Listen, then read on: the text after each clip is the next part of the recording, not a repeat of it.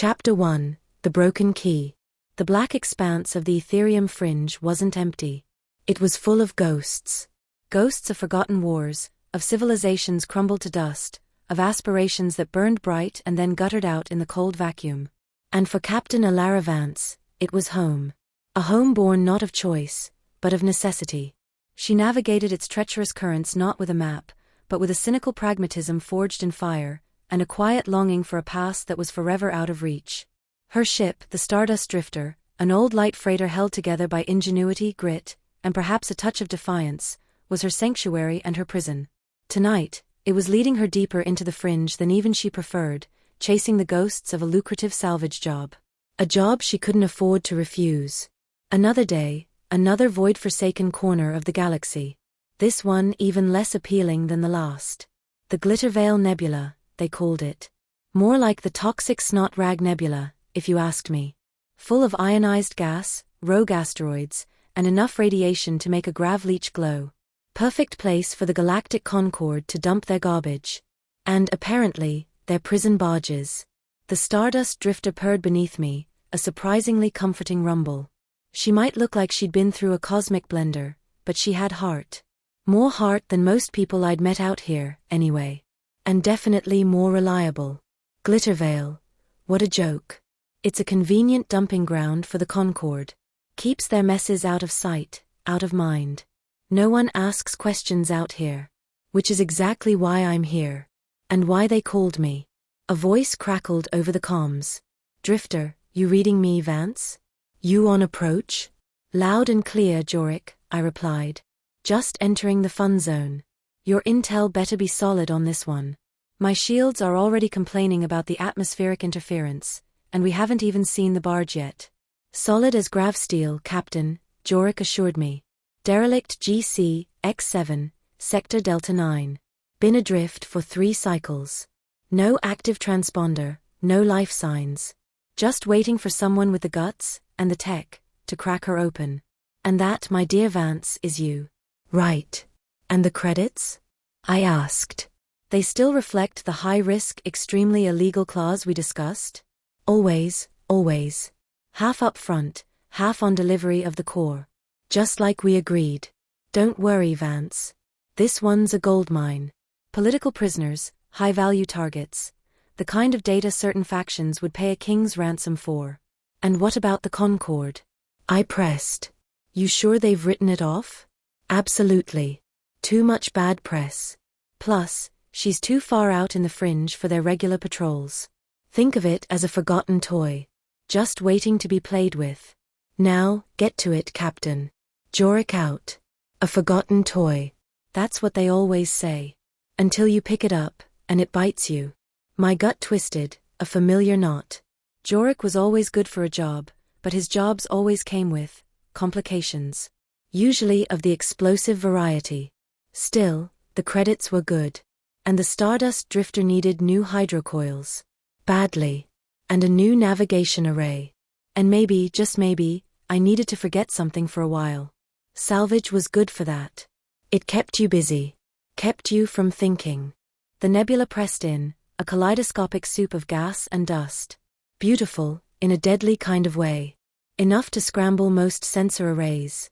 But the Drifter-S tech, scavenged and jury-rigged as it was, had its quirks.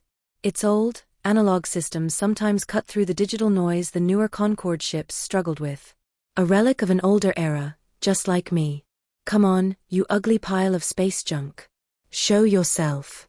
There. Gotcha. Just like Jorik said.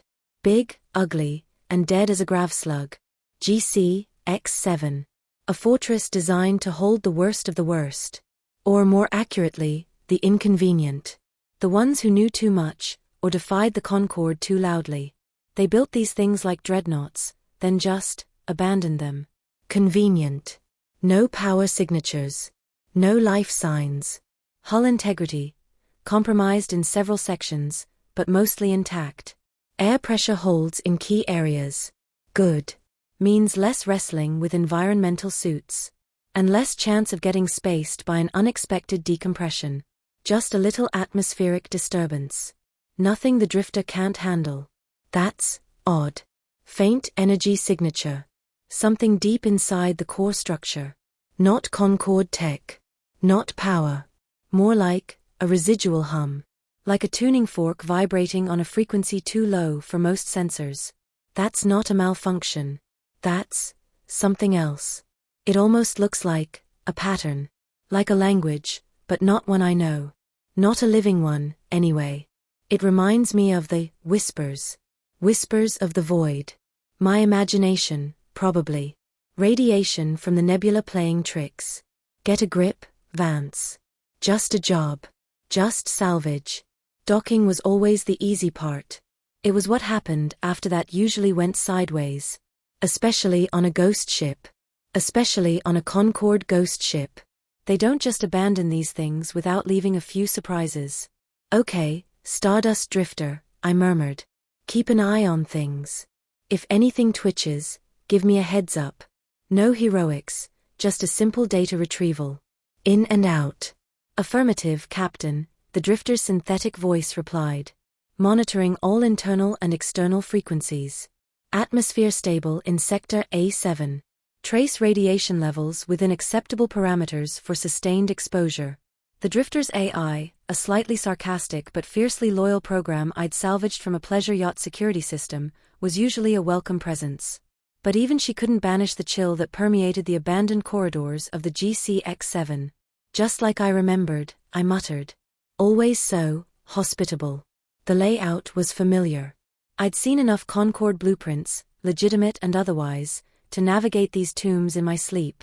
Cells, control rooms, an infirmary, and deep in the heart, the command center, where the primary data core would be stored. That was my target. Old Concord security. Robust, but predictable. Once you knew their algorithms, it was like unlocking a child's toy. Which, given the state of their intelligence ops, was probably accurate. Piece of cake. This prison barge was meant to transport, not house, prisoners long-term. Short hop transfers between deeper Concord space and the infamous penal colonies on the fringe. But this one never made it. What had happened?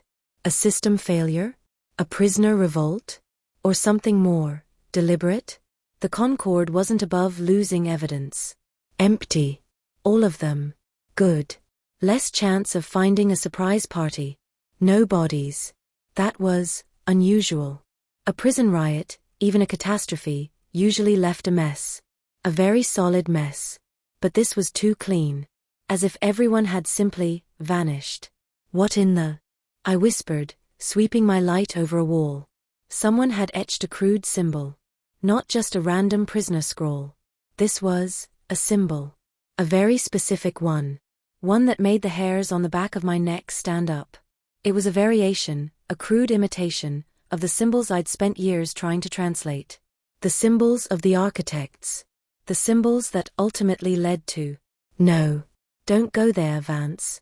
Not now. Keep it together. Just a symbol. Just a random prisoner trying to communicate with the cosmos. This one was tougher. Concord security at its finest. Or its most paranoid. Which meant there was something genuinely important inside.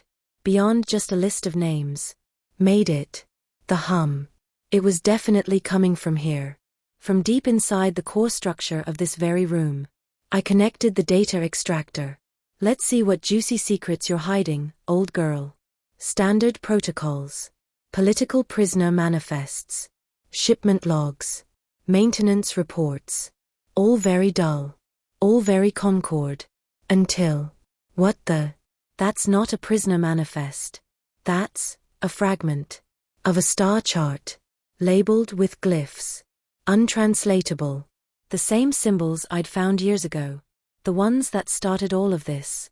Got it. And then some. Just as quickly as it came, it was gone. As if the barge itself had sighed in relief, or perhaps despair. What was that? I demanded. Captain. The drifter called out, urgent. Detecting anomalous energy signatures. Multiple contacts. Approaching rapidly. They are not Concord. Nor are they Jorik's network. Not Concord? Then who? Pirates? Unidentified. Energy signatures are erratic. And very powerful.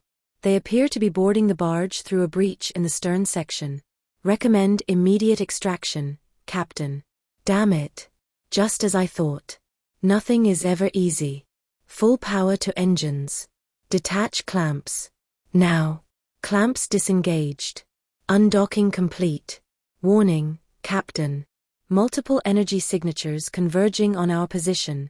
Heavy weapons fire detected. Who are these guys? Full reverse thrust. Give me everything you've got, Drifter. Damage report. Shields at 70% and dropping, Captain. Hull integrity compromised in aft section. Just get us clear of this rock. Get us out of here. I don't care if we lose an arm and a leg, just get us to light speed. Primary jump drive charging, Captain. 90%. Shields critical. Hold on, Drifter. Just a little more. Engage. Now. Jump drive charged. Initiating jump. We made it. Barely. All systems stabilizing, Captain. Jump successful. We are clear of the Glittervale Nebula. Minimal damage to core systems. Repair recommendations incoming. I rubbed my temples. Put the report on my personal datapad. And run a full analysis of that encrypted file. Cross-reference those glyphs with every known dead language, every fragmented ancient dialect you have on file. Affirmative, Captain. Initial scan indicates extremely low probability of a match with known languages. The pattern appears unique. Unique. That was one word for it. Another was nightmare. I stared at the streaking stars, the data core now a heavy weight in my hand, a glowing piece of what could be a puzzle or a bomb. The star chart, fragmented and marked with symbols I couldn't translate. And the ships that attacked us, bearing the same cursed script. Jorik had sent me for a list of names. But I'd found something far more dangerous. Something that connected the derelict prison barge, the forgotten symbols, and the sudden violent appearance of an unknown powerful faction. My past wasn't just haunting me anymore. It was hunting me. And this fragmented star chart, it felt like the first piece of a much larger, more terrifying key. A key to something I wasn't sure I wanted to unlock. Captain Elara Vance had opened a door she didn't realize existed. The Aetherium Fringe was about to get a lot more crowded, and a lot more dangerous. Her journey had just begun.